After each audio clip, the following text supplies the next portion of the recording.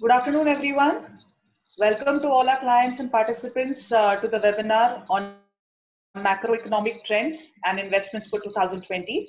It gives me great pleasure to have amongst us our eminent speakers, Mr. Prashant Jain and Mr. Abhijit Bhave.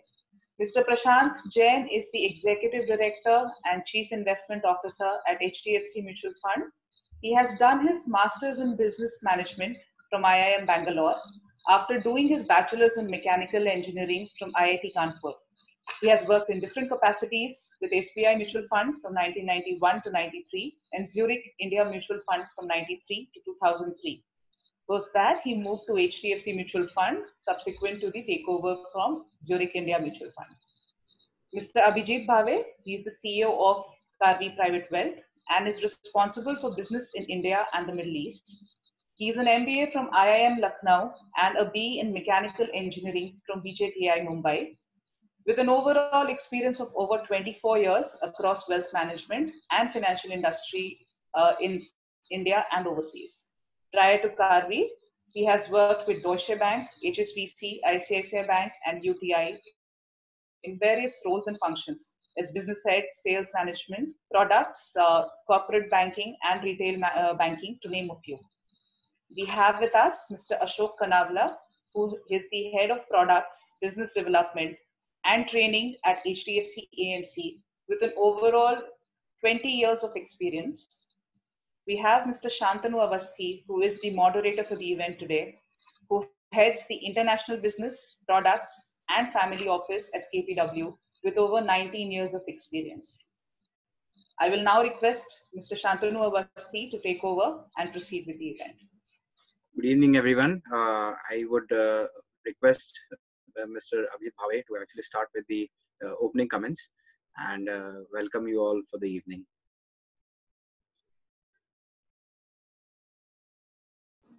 Good evening to our clients in India and good afternoon to our clients in UAE. Thank you so much for coming here today for this evening. We always say that customer is the king, but during this lockdown, I have been playing a lot of chess. And when I played chess, I realized that one entire side is working towards only protecting the king and then taking the king towards his goals. Similarly, if you are the king, it is our role as your wealth manager to protect you, protect your capital, and then help you achieve your goals. And that is something that we want to keep on doing. I also want to welcome and thank Prashant Jain. I had met him first time 15-20 years back, and he is not one of but the most reputed fund manager in India.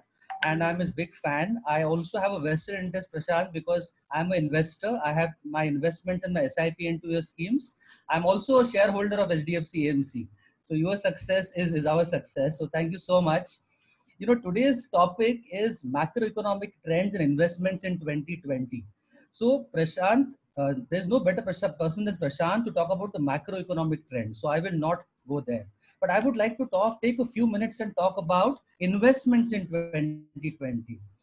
2020, people have been talking about this as a black swan event and everything. But if I look at Sanskrit has this term called na bhuto na bhavishyati. So 2020 has been a na bhuto na bhavishyati year. Never seen in the past, maybe not to be seen in the future. Investments have had losses, confidence has gone down, and fear has gone up. So there are two kinds of people when we look at 2020. There's one set of people who are saying, oh no, let this year get over. I want to go to 2021. And they're saying, I will do nothing now, just wait for the year to end. In Marathi, there's a term called Asel Maza Hari, Tar Del Khatlya Vari, which means that if my God is there, he will give it to me on my bed. I will just have a fatalistic attitude. That's one set of people. But those people forget that there are 6 more months to go. There are or 6 mahine bache 2020 mein. So the second set of people are the people who are bouncing back and who are going from survival to success. And possibly they are following the Bhagavad Gita line which says Karmanye vadikaraste ma phaleshu kadachana. Kaam karte raho, investment apne aap aa jayega. For those, some of our clients do believe in numerology. And I Googled it, 2020 adds up to 4.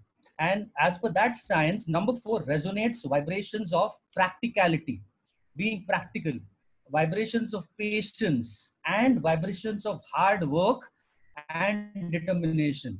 और क्या चाहिए? That is all that is required at this stage. And that is where it's important to be patient, to be practical, and to work hard with determination. You know, when you're talking of this number 4, overall to our investors and our clients, we are recommending a 4R approach, a 4R approach towards investment in 2020. And the first R is review and rebalance. आप पूरा जायजा लीजिए, not just your investments, which is mutual funds, stocks, FDs, PF, PMS, real estate, gold, but also your protection portfolio, life insurance, health insurance, critical care insurance, general insurance. So investment portfolio is to be reviewed, protection portfolio is to be reviewed, and also estate planning, writing a will, creating a trust. So that's the first R that one has to look at. The second R one has to look at while investing in 2020 now is risk and return. You know, last 10 years, Nifty returns have been around 7% per annum. And in 2020, year to date, the returns have been minus 15%. So the point is that the return you will expect now going forward? Or can we expect something called a mean reversion where the returns go up? So when you are now looking at your portfolio and rebalancing it, look at, can I go for a higher return? Is the asset allocation, does that need to be changed? The sub asset allocation, do I need to review that? Interest rates are going to go down further. So if I'm looking at debt, if I only look at fixed deposit or Government of India or AAA, post tax, post inflation, what will I get? So return and risk is something that one has to very carefully look at. Third R, in the third R is actually also on a personal front. When we have been locked down in our houses, relationships have become very important. You know, not just our spouse and children and our parents, but also this rare animal called the maid. They have become very important to us. These are relationships. Similarly, if you look at wealth management, you know, there are people are talking of technology and digital, but technology has to be combined with trust. Who are the relationships that you trust? Your wealth manager, whether it is your mutual fund manager, or whether it is a wealth manager, people who have been with you for some time and who can take you forward. So the third R is relationship, and the fourth R is rebound. Rebound. You know, post the COVID crisis, stock markets went down by 40%, maybe more than 40%. But in the short time, it has already recovered half of the losses. You know, Prime Minister Modi had started the lockdown by saying, "Jaan hai to jahan hai." But then he said, "Jaan bhi, jahan bhi." So from survival, we have to bounce back to success. So first R is review and rebalance your investment, protection, estate planning portfolio. Second R is return and risk. Do a proper redesigning of your return, rethink of return and risk. Third R is your relationships you trust. And the fourth R is rebound. And when I talk of a rebound of the economy, whether U-shaped or V-shaped, rebound of stock market, there is no other person better than Prashant Jain to talk about what to expect in this rebound.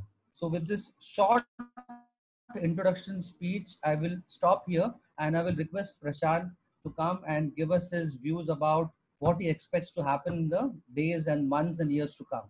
Thank you so much.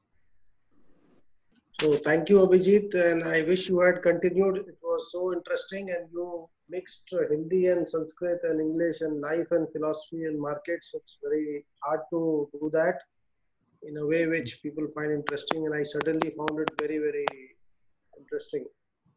But thank you very much, Karvi, for organizing this, and thank you very much, friends, for being on this call.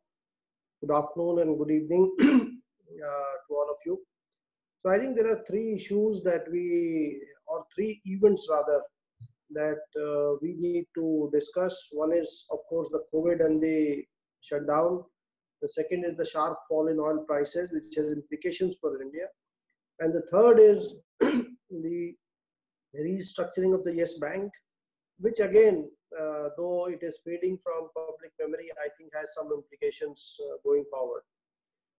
And I would like to break up my assessment of the economy in two parts. How is India placed on the external front, and how is the economy looking internally. Fortunately, on the external front, the economy is actually quite well placed because of the sharp fall in oil prices and because of the weak demand conditions in India. We expect the demand for imports of consumer discretionary electronic goods mainly and gold will fall this year quite sharply. On the negative side, the remittances mainly from the Gulf will go down, are likely to go down, and also the exports to the developed world or exports will also go down. But India is quite uniquely placed, especially for times like these. Our exports to GDP ratio is actually one of the lowest across emerging markets.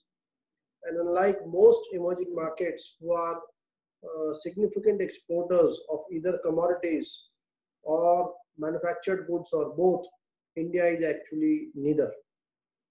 So the current year looks like a year where India could achieve trade balance after almost 16-17 years.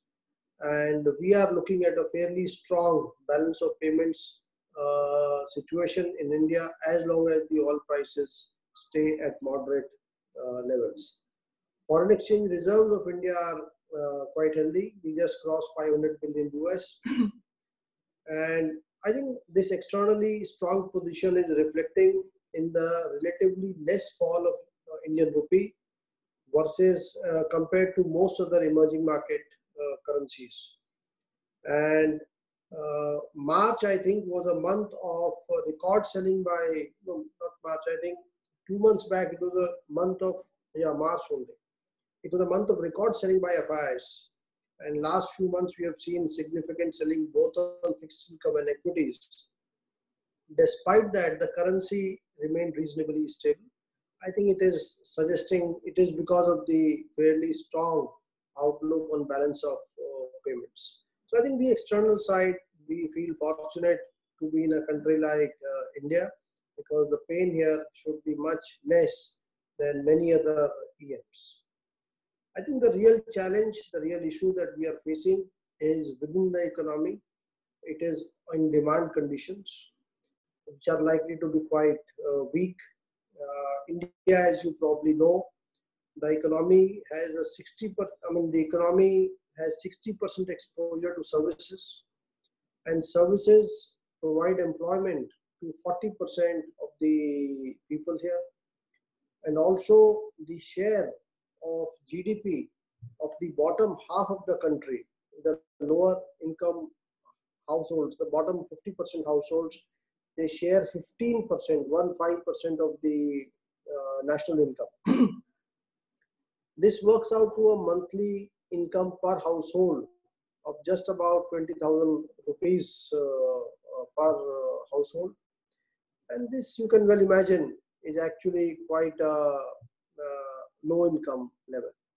Also, what has happened in India over last 2 decades, that the savings rate has gone down because I think we have, because of the effect or widespread reach of mass media through mobile, through television, and also the availability of EMI based small ticket consumption loans for buying either motorcycles or mobile phones or whatever. I think the savings rate has fallen. I think it has fallen even in the lower income groups. So what this implies is that the current environment, when virtually half the economy was probably not functional, and many SMEs, MSMEs, retail, malls, multiplexes, airlines, restaurants, beauty parlors, salons, and you just cobblers, tailors, you just keep on thinking and you imagine his income is disrupted and there the income is also disrupted. So I think people who have money, the top 10-20% households in the country, who are the real consumers and who support this whole service economy, when they are not stepping out and not spending, it is causing severe income disruption to a very large number of households, especially in the lower income groups. Typically in the service sector, wages are range from 15,000 rupees a month to 50,000 rupees. And given the low savings rate that India has because of the changes that I described, I think a fairly large number of these households must be feeling very vulnerable. Corporate profitability is also likely to take a significant hit in the current year, especially in some sectors, which I will come to shortly. The cash flows are strained.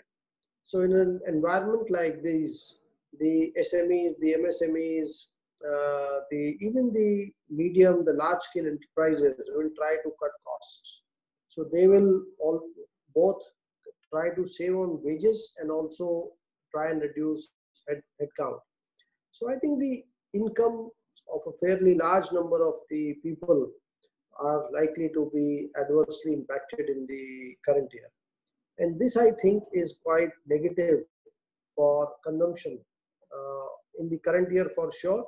But I personally feel, and many of my colleagues in the industry don't share that view, but I do feel that the current experience is going to be quite traumatic when you have low savings and your income is vulnerable. So I think the consumption might take a bit of a time for it to come back strongly. Also, what is happening is the small ticket retail loans, the availability also will be impacted because certain NBFCs are under some stress, and many small banks also in the private sector, they are finding it a bit tough to increase their liabilities. So I think the small ticket retail loans which sustained consumption in India for the last few years, they might also slow down. So I think, and one final point here is the private capex, industrial capex is also likely to get pushed out because cash flows are constrained. And any non-essential capex, I think companies would like to defer at least in the private sector. That's my sense. So net, I think we are looking at a current year, a first in 40 years when India's economy will contract. And I have always very proudly said that India has such strong drivers of economic growth that even in the year of 9/11 or Lehman crisis or Brexit or tapering, our economy continued to grow. But I think that will change from this year onwards, and this year economy should contract between 5 to 10%. I think next year the growth will bounce back very sharply, but that is more than half of that would be because of the base effect. Assuming a 12-month normal operating conditions, the demand of the economy which was not functioning for 3 months, it will function for the full 12 months, and that will optically result in fairly high growth next year. But I think the right way to look at these 2 years is they are like the two extremes of a pendulum, and neither is the current year representative of the reality, nor will be next year's growth. I think it is from fiscal 23 that India should revert back to normalized levels of growth. I am fairly optimistic on medium-term growth outlook in India, even ignoring next year's optically high likely growth. And there are 5 reasons why I continue to be optimistic on growth in India. One, India has one of the best demographics in the world. The cost structures, it's globally cost competitive. It has reasonable natural resources except oil and gas. And it has globally leading positions in some industries, especially IT and pharmaceuticals. So that is, those long-term growth drivers are in place. The second reason what makes me optimistic about growth coming back fairly quickly are the low interest rates. As you are probably aware, most of the homes, houses, and most of the automobiles that are bought in the country are on EMIs. Both government and RBI are firmly focused on lowering interest rates as much as possible. And lowering interest rates, I think, will have 2 or 3 positive impact. One, EMIs become lower, so the same house or same car becomes more affordable, number one. Number two, companies whose profits are falling, cash flows are strained, lower interest rates help them maintain solvency. So again, that is good. And number three, lower interest rates, of course, are good for the governments where fiscal deficit is likely to be pretty large this year. But they are also good for new projects because the economics of new projects improves with lower interest rates. So I think lower interest rates is the second driver, second factor which should bring back growth. Third is India's external position is quite strong and comfortable, and it should not be a hindrance to revival of growth. The fourth factor is what we have observed, in India and probably in many other parts of the world, is that many difficult decisions, many reforms take place in very challenging times. And decisions which we keep on debating for 10 years, 5 years, 15 years, in a crisis situation, they are taken in a matter of days and weeks. This is what we saw in 1992. This is what we saw when the coal scam broke out. This is what we saw when the security scam took place in 92. That very important decisions were taken around these challenging times. So I think the current difficult economic environment is also likely to lead to fairly significant reforms quickly. Some we have already seen, like the APMC Act being done away with, like India coming up with a negative list of imports of defense equipment each year. Now, defense indigenization has been our target for last so many decades, but we were just not moving forward. And now suddenly they have said each year we will come out with a negative list of imports. So I think we are beginning to move in that direction. And I think the Prime Minister has already hinted that he is looking at significant reforms around land and labor as well. So I think these decisions will also be a step in the right direction, and they should help improve the business environment and competitiveness of India. I think the fifth factor which could present a significant opportunity to India is what is happening in China.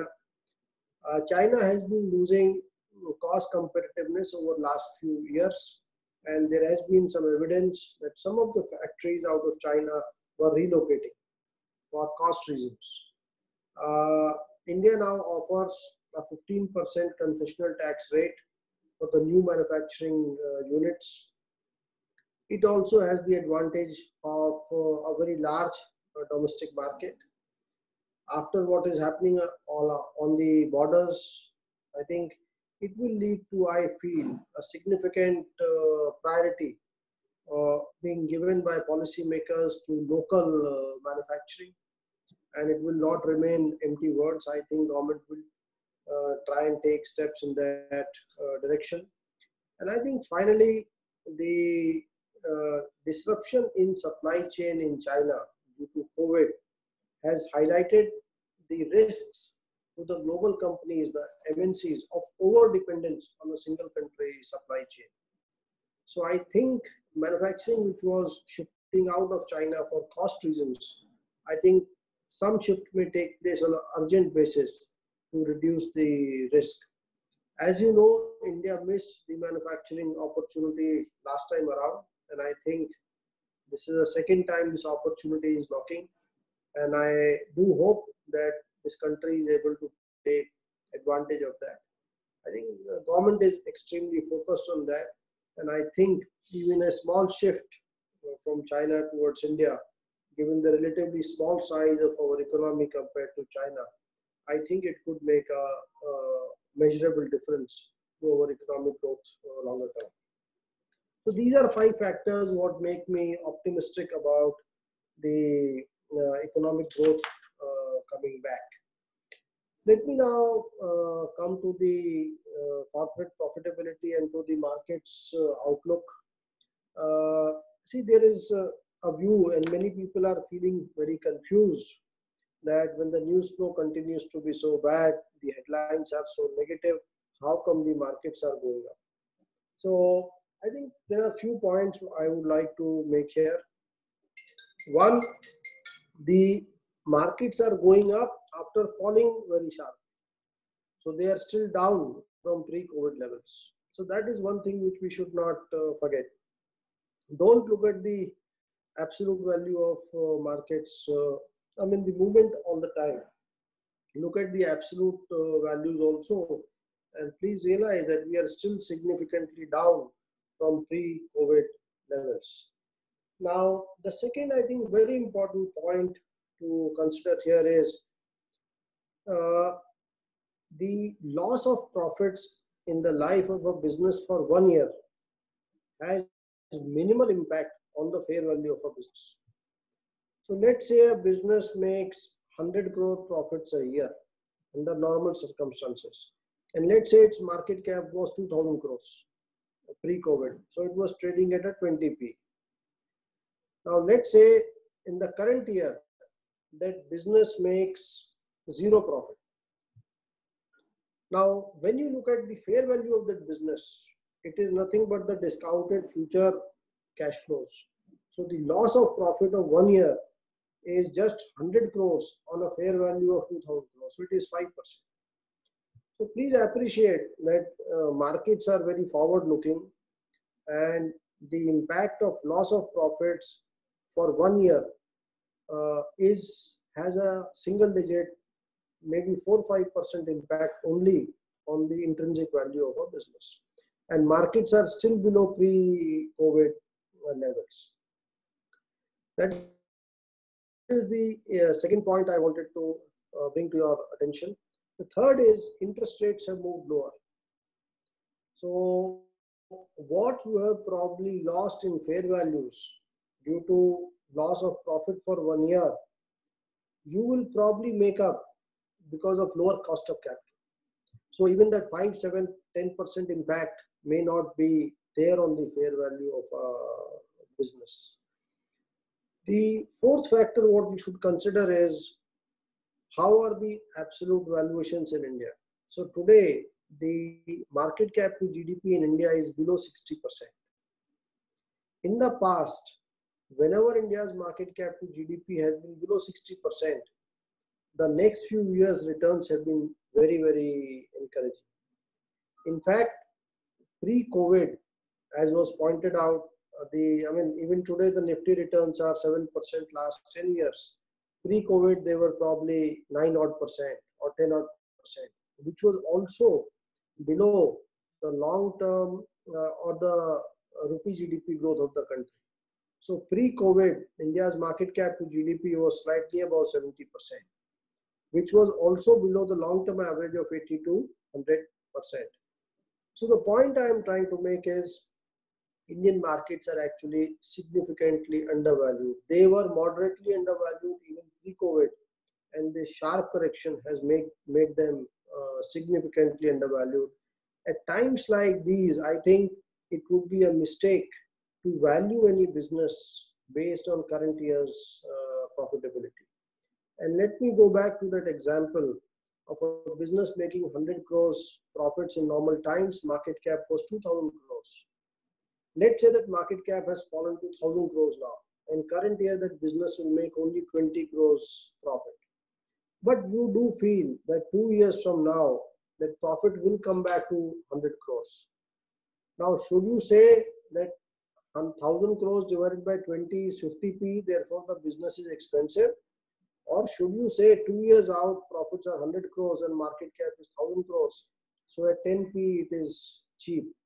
So I think the second interpretation to my mind is the correct one. And at times like these, please don't value any business based on current year's profitability. Unless, of course, you are dealing with a business where the customer habits might change so much that the entire business model might get disrupted. So if you feel that people will not go back to cinemas, then you may not say that, I mean, if cinemas people don't go back, or if people don't start going back to malls or department stores and they start instead ordering at home, then uh, you may like to value these businesses differently. But I do feel that most of the businesses will come back to near normal operating conditions in a relatively short period of time. So I think that was some thoughts around why we should not be confused, or we should not feel the markets are getting it wrong. And because markets are now beginning to look at beyond the current year, I think the shock is behind us. And now, as with each passing day, each passing week, we look forward to a more normalized operating environment going forward. Let me now quickly share with you some thoughts around the market's outlook as I see them. I have roughly covered them. So as I said, if you look at the last 20-30 years, whenever, I mean, the best occasions to invest in Indian markets have been provided by global events driven by which FII sold big time. And whether it was 9/11, whether it was Lehman, whether it was tapering. So whenever such events take place, money flows out of EMs, India included, and the intensity of such selling is quite high. And this is what makes you the same business available at a lower price. But, and after, I mean, in earlier cases, the businesses were actually not impacted. This event is of a different type. At least for 1 year, the impact will be there on the profitability. But if you think 1 year out, I think you will realize that the current market cap to GDP of below 60%, the current price to book value levels are very close to the market bottoms witnessed after 9/11 or Lehman crisis. And therefore, I feel that the risk reward in these markets is extremely favorable. Now, I know the frustration of equity investors, as was pointed out earlier. The last 10-year returns have been in mid-single digits. So these are indeed very frustrating times, because equities in India have not worked even over 10-year periods. But then probably we have a valid reason that COVID-19 is also a completely abnormal event. And if markets have corrected sharply because of this, they have driven down long-term returns to such a level that from here on, I think the markets will have to catch up with the economic growth. And what we have seen is, whenever the 10-year returns of the markets have lagged economic growth rate significantly, the next few years, the next 5-10-year returns have been very strong. So it is basically the valuations that make me optimistic about the markets, along with the view that economic growth should come back to near normal levels. I think when I look at sectors, I would like to divide the markets broadly in 3 parts. In my judgment, and many of my friends in the industry, they don't share this view. I feel the consumption stocks in India are expensive. Their valuations are significantly above long-term averages. While these are very high quality businesses, but I do feel that the current multiples leave very little on the table, even for a fairly long-term investor. I have been wrong on this. I mean, I have sold these stocks few years back at close to maybe 30-40 multiples, and we have seen these multiples go up anywhere between 40 to 100 times now. And but I do feel that these multiples make it very difficult to earn a reasonable return even over long periods of time. We have seen similar situations in the past when markets can significantly overvalue an asset, like it happened to technology in around 2000, like it happened to real estate or power utilities around 2007, 2008. And if you held on to these stocks around these times at those prices, even over fairly long periods, the returns were not good.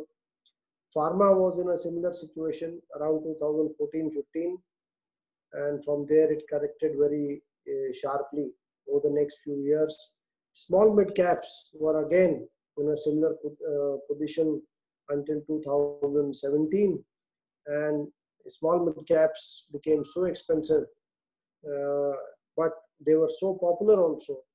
But ultimately, you could see that the correction was pretty sharp. So I don't think we can expect that type of a correction in consumer companies, because these are very stable, very high quality businesses. But I do feel that the returns over long periods should be fairly moderate in this pack. The second set of the second part of the market are businesses which, to my mind, are fairly valued. Fair value means that the returns should be in line with the earnings growth rates of these businesses. Uh, and the multiples, to my mind, are unlikely to move materially. And I would include the private retail banks in that space. I would include IT, pharmaceuticals, and the private sector, oil and telecom companies in that space. These are growing companies, growing businesses, good businesses, but the multiples are such that bulk of the returns will come from the business growth itself. The third pocket is where I see material undervaluation. And these are sectors like corporate banks in public and private sector, public sector oil and gas companies, EPC companies, and utilities. I think these are pockets which offer good to deep value. And I would specifically like to discuss the utilities sector over a minute. Utilities was one of the most favored, most popular sectors around 2007-8. And these companies have traded then up to 2 to 3 times price to book. And some of you might recollect some extremely popular, heavily sought after issues that came around that time, which subsequently have massively disappointed.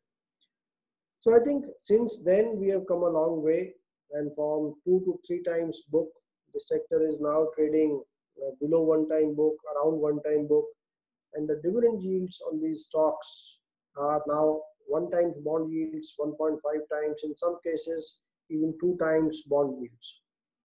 These are growing businesses, very strong businesses, and unlike the West where utilities don't grow typically, in India utilities grow because our power consumption per capita is extremely low. So I think this is one sector where our funds are overweight, but thus far this has not played out. But I do remain optimistic given the quality, the growth, and the valuations in these businesses. I would like to make one more point here, and then I will come to answering any questions that you may have. I think there is a view in the markets that public sector companies are bad, and and it's very, what people like, what human beings do is we generalize very quickly and very fast, and I think that does create opportunities once in a while. The way I see things is that not all public sector is good. Not all public sector is bad, and not all private sector is good. I think there are good and bad companies in both public and private sector. In certain sectors, public sector companies are in a very strong position, in a leadership positions. There are some very strong banks out there. There are some very strong oil and gas companies. There are some very strong power companies. And if you look at some of these sectors, it is actually the private sector companies which have suffered in performance and they have eroded far more wealth than public sector. And you may also find this interesting that there is an index called the BSE PSU index. If you compare the performance of BSE PSU index with that of the Sensex, you will be surprised to note that between 2000 till 2017, for almost 18 years, the returns of these two indices was the same. But what has happened is in the last 2 years, it is true that the PSU index has underperformed by almost 40 to 50%. I think that underperformance is not a result of suddenly some weak performance by this company, because performance actually continues to be quite stable. It is probably the result of a series of ETFs that were used as a divestment tool. This periodic supply for a bunch of stocks at discounts, I think, is what has hurt valuations of these companies. Going forward, I think the focus of the government has shifted from ETFs to strategic sales. And I think strategic sale is fundamentally different from divesting through ETFs, because it leads to open offers at higher prices as against ETFs where you were selling at a discount in the marketplace. So I think the next 6 months, 1 year will be very interesting. And if my view is correct, then these stocks should come back, because from a fundamentals perspective, I don't think there is anything wrong with these stocks. I see this discrepancy in the markets, hence I single them out. But clearly, this is my opinion, and only time will tell whether this view is correct or not. So let me stop here, and I think I have slightly exceeded my time target by 5-10 minutes. So happy to answer any questions that are there. Thanks, Prashant. Thanks for your views. I think while you were talking, there were plenty of questions which were coming on the question window, and a lot of people are eager to know more. Though it was a very comprehensive coverage where you actually talked about all sectors, all possible angles, but there's still few questions which are coming in. I think would be relevant to get some views from you. One of the questions which has come is, it talks about the impact on businesses for the long run. And someone talks about that particular sectors like travel, tourism, hospitality have been affected. Do you seriously see any long-term impact apart from these 2-3 sectors in any other sector which could probably in the new normal be affected for long term? See, I think time will tell.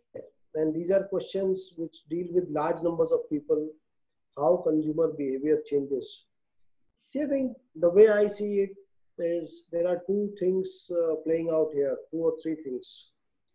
One is the fear of coming close to others. So whenever a vaccine is there, I think that fear will go over time, or whenever a city gains control of this. So then I think people will start stepping out. We are social animals, and I think we do want to connect with people. So I think that part of consumer behavior will change over time. However, international travel, international holidays may take a bit longer to come back, because you would be very scared that what if I fall ill while I am abroad. So I think that will take some time. I think we have all gotten used to connecting on Zoom or some other apps, and we are realizing that many of the work actually does not need travel. And work from home has been quite successful in many companies. And I was speaking to one company, and he said, okay, look, I was trying to push work from home for a long time, and employees were resisting. But what I could not achieve for 5 years, it was achieved overnight. So I think, that could lead to, like TCS says, that in the next 5 years, they hope a rough target is 3/4 or half of the employees will work from home.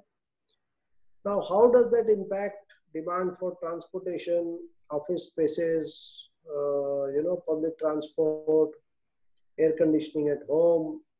So these are things what we will figure out over time.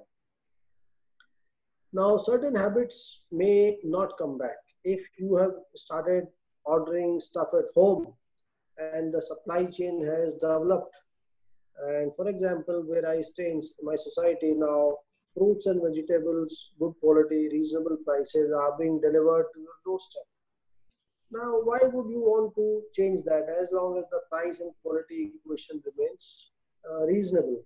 So, what happens to our department, a grocer next door, even though you are not afraid of stepping out, but you are saving time? So, I think those type of behaviors may change. I think the third factor at play here is uh, the economic conditions. So wages are going to get impacted for some time. It would vary by the segment to segment, but I think, and that might take about 2 years to come back. So I don't think there are answers to this question very clearly, but as long as we are aware of these 3, 4 things, I think we should be able to understand the issues. One final point on this: businesses which are catering to discretionary demand and which have higher fixed cost structures will be impacted more. If a business has a variable cost structure, then the impact is less. For example, if you look at a retail store, typically a store will start making losses the moment it loses 20% sales, because the costs of retailing are fixed typically. So I think hotel, if you look at it, most of the costs are fixed. So I think you must also look at the cost structures, because businesses with high fixed costs might have a disproportionate impact of any loss of businesses.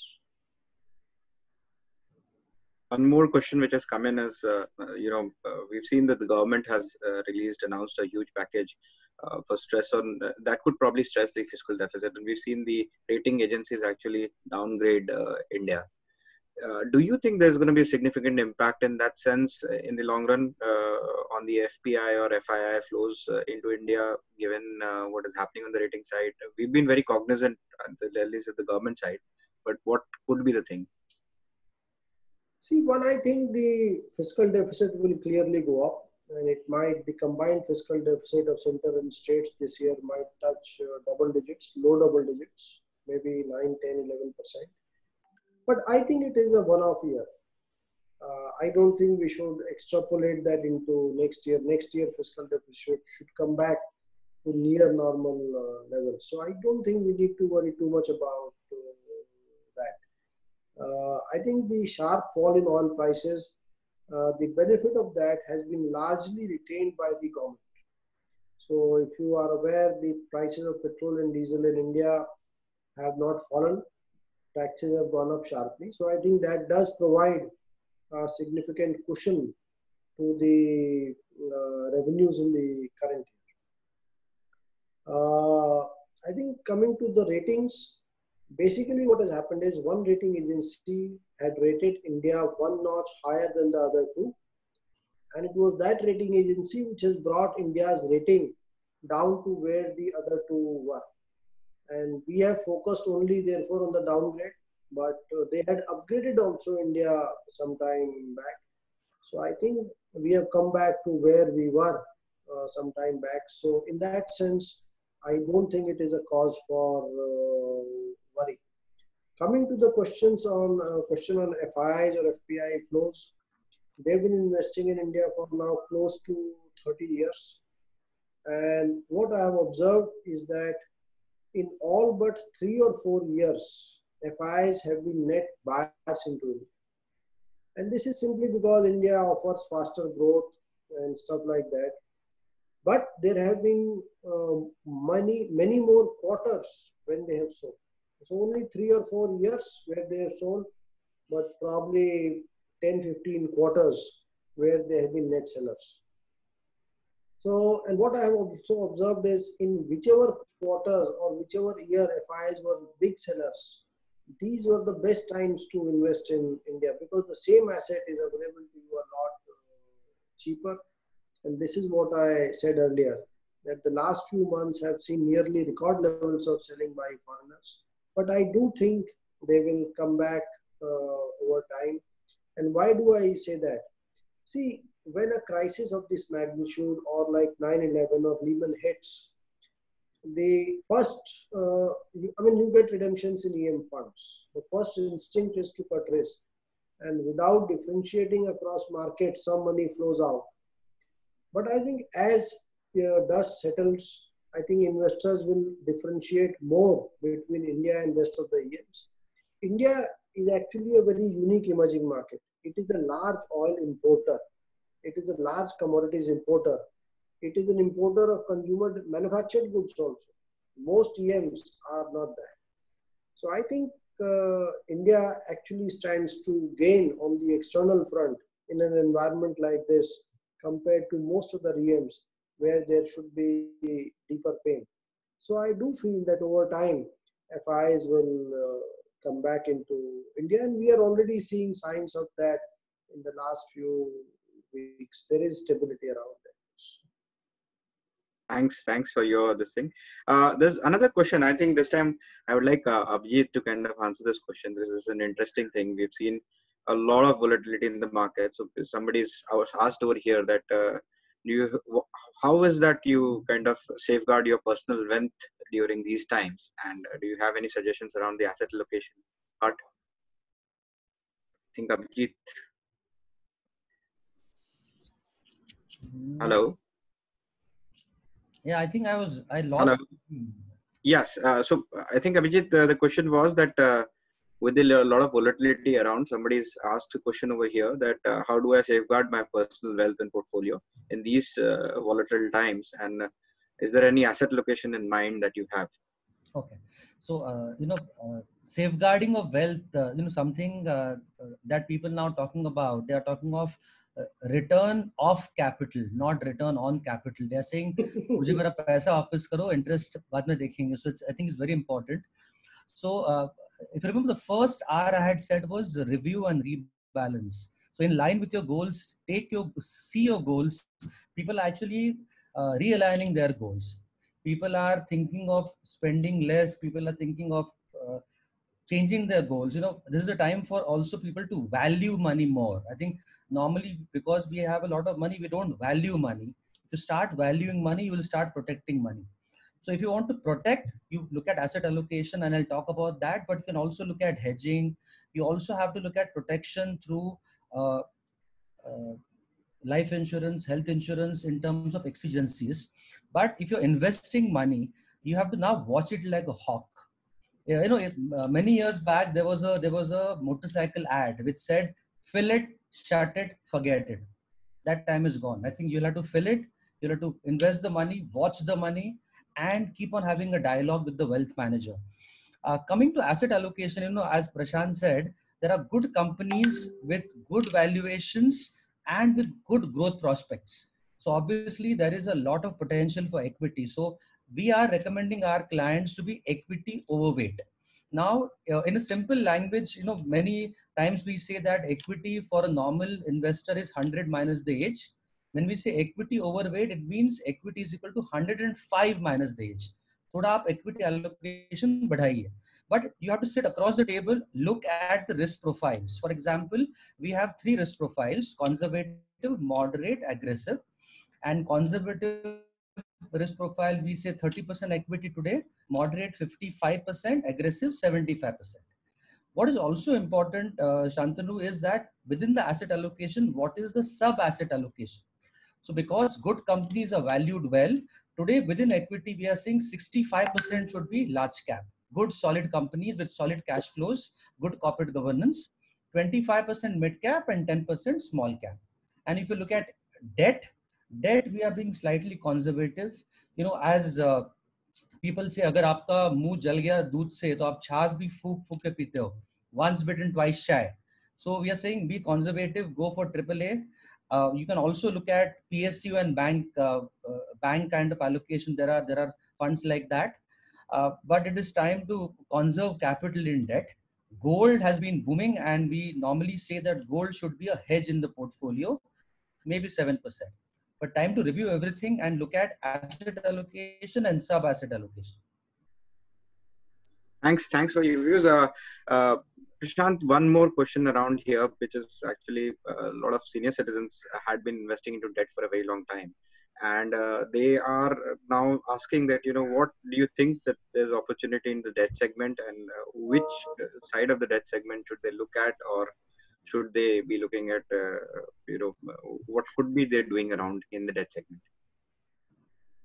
See, I think I would like to say two things here. One, it generally pays, equities pay more for risk and debt pays less for risk. So generally, I always say that if you can take risk, handle volatility, think long term, go to equities, they reward you more. And in that sense, it does not make too much sense to take a lot of risk on fixed income because the incremental returns are that much lower. Coming to duration funds, I would be cautious on duration at this point of time.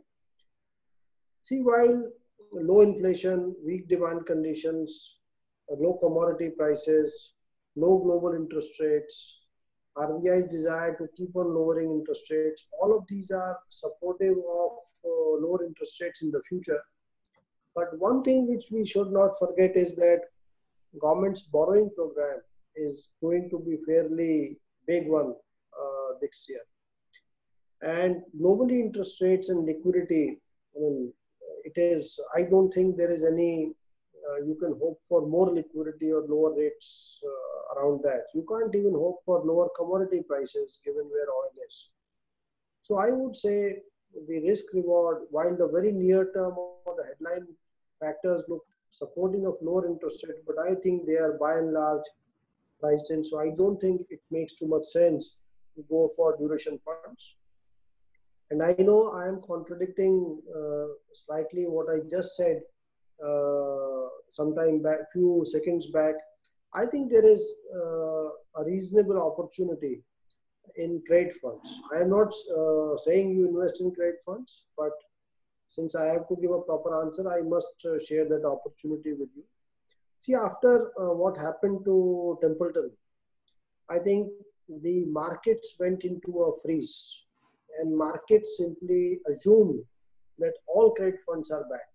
And that I think was a very wrong view to take.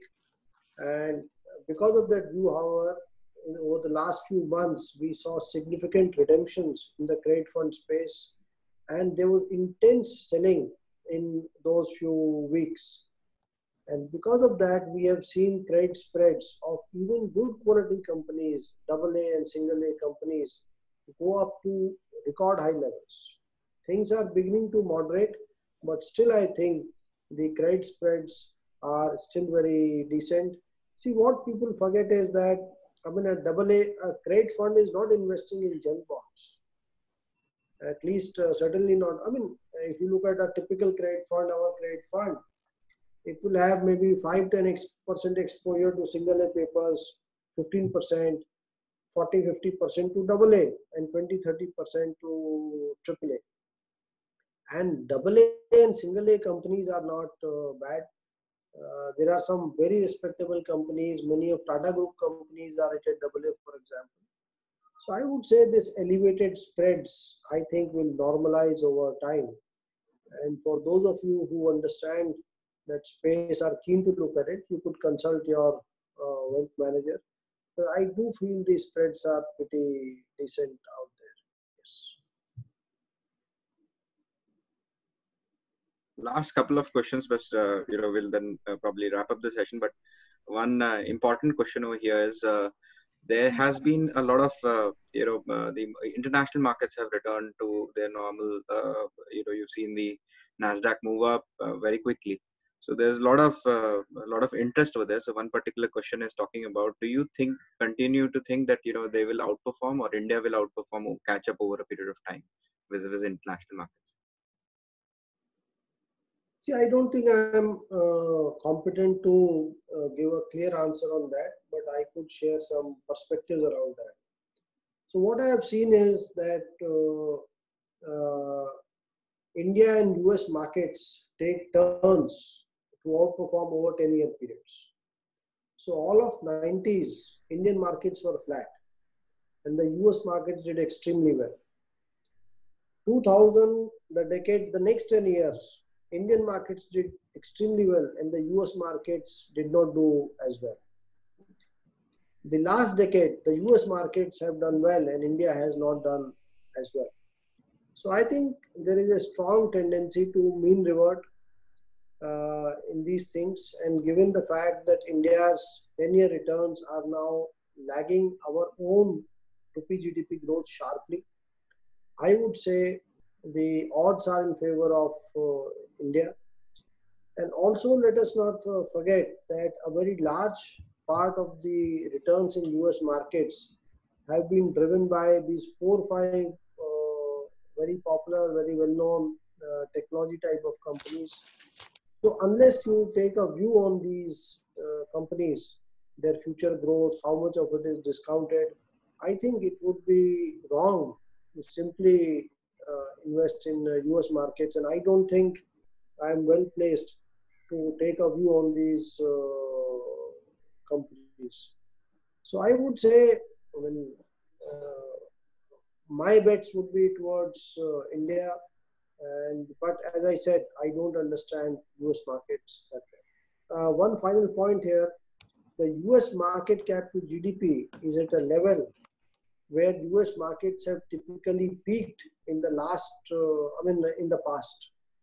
And Indian market cap to GDP is at a level from where the markets have bottomed out in the past, and returns from such market cap to GDP levels have been invariably quite healthy in the future.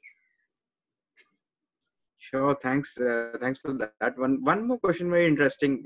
Of late we've seen a lot of talk about focused equity schemes, or schemes which predominantly are looking at concentrated portfolios of 25, 30, and so how does that fare vis-a-vis a more diversified portfolio? You think that is a better approach, or not a better approach, or maybe the diversified schemes could continue to better in such kind of times? See, I think my preference would be for, 10 stocks I think is a very narrow, it does increase the risk in equities quite significantly. But if someone is very talented, if you say 10 stocks but 1 stock per sector, or 2 stock, if you diversify, I think diversification across sectors is probably more important than just the number of stocks. But my feel is a portfolio with 25, 30, maybe 40 stocks is probably better than a 10 stock portfolio. It is possible that out of 10 focused portfolios, 1 or 2 will deliver very high returns and many will deliver very low returns. But the average performance of 10 focused portfolios, I don't think will be too different from that of 10 more diversified portfolios. But the risk of 10 more diversified portfolios is lower than that of the 10 focused portfolios. Sure. Thanks. Abhijit, one question to you. We've seen, we've of course gone through a very tough time on COVID side, and there are chances where people are talking about second wave of COVID could also come in over a period of time, and we've seen volatility in the markets around it. Your one key learning which you think you got from the COVID scenario, and what you would like to suggest for our viewers out here? This question deserves a philosophical answer, actually. I've realized, somebody asked me, how are you? I always say that I am as good as I can be. There is this line, I think it's a Bollywood song, which says that दुनिया में कितना गम है, तेरा गम कितना कम है, दूसरे का गम देखा तो मैं अपना गम भूल गया. So, gratitude for what you have, the glass half full mentality, I think is important. And being positive, it's a crisis. So at Karvy Private Wealth, we have defined 4 core values, which was iPod: integrity, positivity, ownership, and dependability. I think in these tough times, it is important to be positive and give positivity, because every crisis there's an opportunity, and you have to be resilient. Resilience is something that is important. You have to adapt, have a plan B, have a plan C. but don't be planless. And you have to also adopt, technology. Technology is first is how to unmute yourself on Zoom and how to use Zoom, but our children know better than us. But adopt to new technologies, go digital and innovate. I think human mind and human body is massively flexible.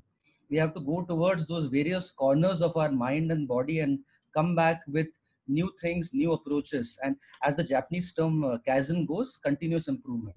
So I think that is what my learning is. Keep on working, keep on getting better and better. And this too shall pass and better days will come. Thanks, Abhijit. And I think I would like to ask one last question to uh, Prashant. Prashant, amongst you've of course have a good quality, top performing funds which have been there for a very long time. But if you were to choose a portfolio which you were to create amongst maybe 5 of your funds across debt, equity, or hybrid categories, which would be you would recommend to any moderate investor in these times amongst your own HDFC mutual fund schemes? I think one, I would like to first congratulate Abhijit on a brilliant answer he gave in the previous question, and very well spoken, Abhijit. And see, I think that is really the domain of Abhijit and his team. But what I would say is each one of us should divide our wealth in two parts. That portion of wealth, what we can spare for long periods, where we can tolerate volatility emotionally and financially, is our risk capital. And that we should invest in equities. The other part of the wealth, which we don't want to take volatility on, is safe capital, and that we should invest in fixed income. In fixed income, I feel you could contemplate investing a small portion of that in credit funds. And rest of it, I think you should keep in low duration funds. When it comes to equities, I think there is a wrong notion which some of us carry, that smaller companies grow faster. I don't think that is true. The growth of a business is the function of the potential or maturity of a business. And the size of a business is the function of the nature of the business. For example, if you are making bearings or batteries or tires and cars, one is a large business, other three are small, but the growth rates are closely linked to each other. A car company will grow faster than a bicycle company because bicycles are highly penetrated and cars are less penetrated, even though car is a much bigger business. So I would say when it comes to equities, the key is real patience. The key is discipline of remaining diversified and controlling risk. And I think one way to control risk is to invest 2/3 to 3/4 of your portfolio in large cap funds, multi-cap funds, and the balance 1/3 to 1/4 you could look at investing in small cap or mid cap funds. Thank you, Prashant. Thanks for sharing your wisdom, and thanks for actually whatever you said. It makes a perfect sense to all of us. I think a lot of people would have made their notes and would be happy to take it back. Thank you, Abhijit, also as well for your simplistic way of putting it forward and actually relating it with very everyone's mindset where people can easily read and understand the situation. Abhijit, I would like to hand over the thing to you in terms of whatever your closing comments would be for the evening, and then we could probably finish the session. Just one point I wanted to make, because a lot of time Prashant spent on talking about PSUs, and he also has invested a lot of money in PSUs. I have worked twice in my career in PSUs. One is Bharat Petroleum and one is UTI. And there are some really good people in PSUs, and I completely agree with your call. And hopefully a few years down the line, those PSUs will make a lot of money. But HDFC Mutual Fund for many years has been servicing our clients, investors, and bringing them joy in terms of returns. So thank you so much for that. You have been there for such a long time. The partnership would continue between Karvy Private Wealth, HDFC Mutual Fund, and all our investors. Hopefully, we will come back strongly. Prashant and the HDFC team, thank you so much for your time and your contribution. And all our clients, thank you so much for your time. Wish everybody a safe and a happy weekend. Thank you so much.